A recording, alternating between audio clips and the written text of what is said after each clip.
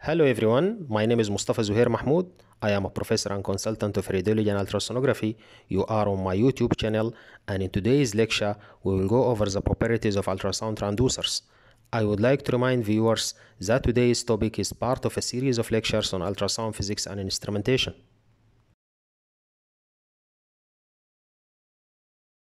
Properties of ultrasound transducers: the piezoelectric effect, natural and synthetic crystals, polarization, and Curie point are the 5 topics that will be explained in the order that they appear on the current slide.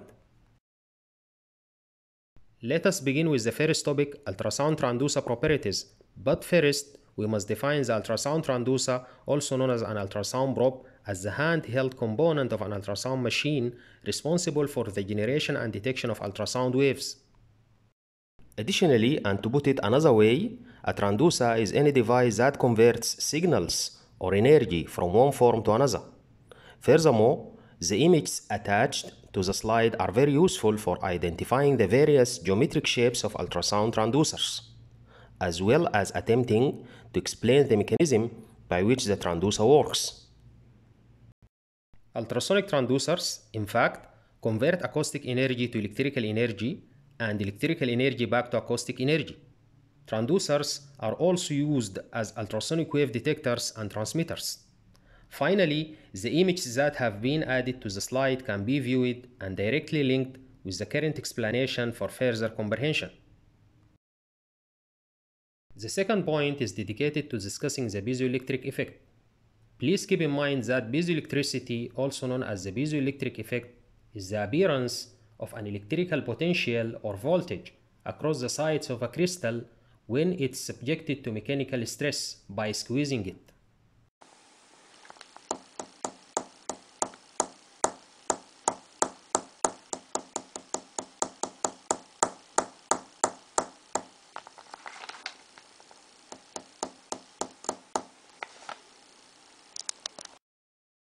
Pierre and Jacques Curie discovered the piezoelectric effect in the 1880s. They discovered that an electrical charge is produced when a force is applied perpendicular to the face of a quartz crystal. This charge can be detected and amplified to generate a useful electrical signal. Conversely, when an electrical signal is applied to the crystal, it vibrates, emitting a sound wave into the medium. To help you understand the preceding information, you have seen a video of a practical experiment with a force applied perpendicular to the face of a quartz crystal in this slide. There are two main types of piezoelectric materials. These are natural and synthetic crystals. I would like to add to your knowledge that the first ultrasound crystals discovered to have piezoelectricity were natural crystals like quartz. Our modern, efficient transducer crystals, on the other hand, are grown in a manufacturing process and are known as synthetic crystals.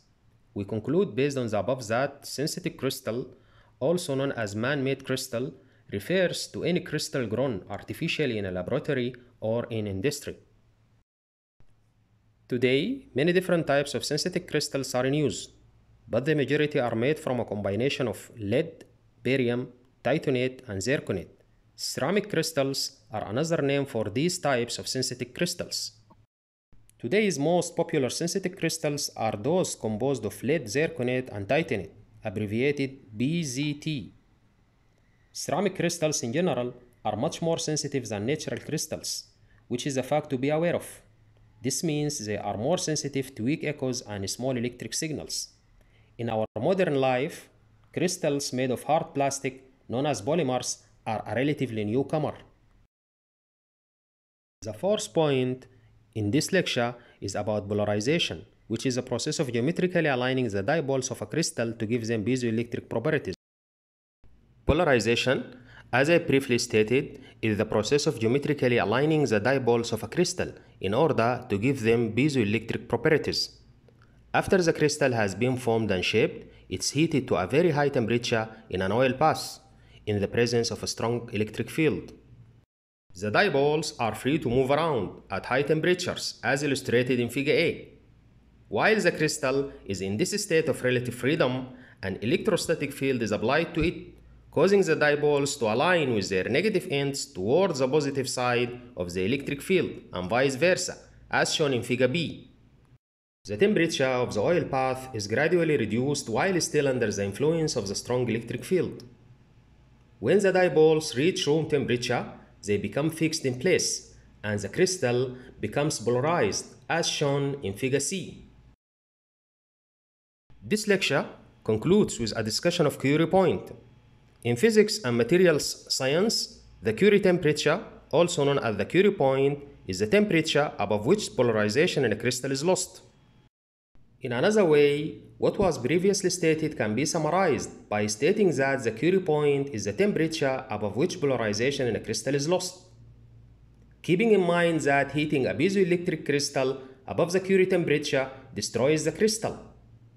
It should be noted that the approximate Curie points in degree centigrade for several crystals are listed below for reference purpose. In light of the foregoing, transducers should never be sterilized in an autoclave using heat sterilization.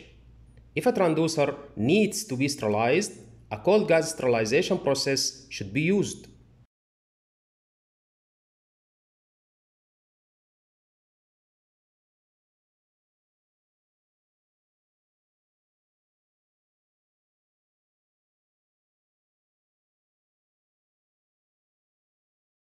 Please like and subscribe to my channel and click the bell icon to receive notification of new video updates.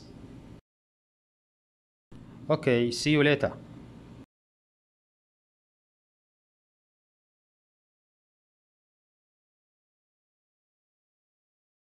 That's all I have got for today. Thank you.